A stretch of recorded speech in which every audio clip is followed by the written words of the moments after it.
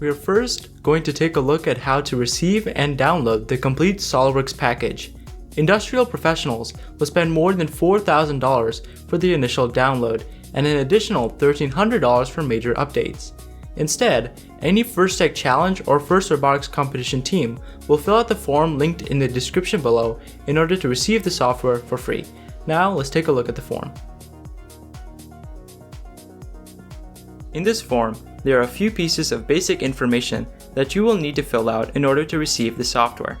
Do note that you must be 18 years of age or older to receive the software, so if you're not, please have a coach or mentor fill out the form on your behalf.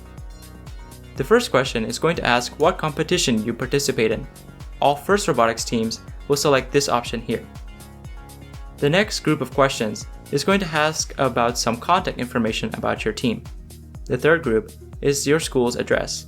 If you're a homeschool team, go ahead and fill out your home address.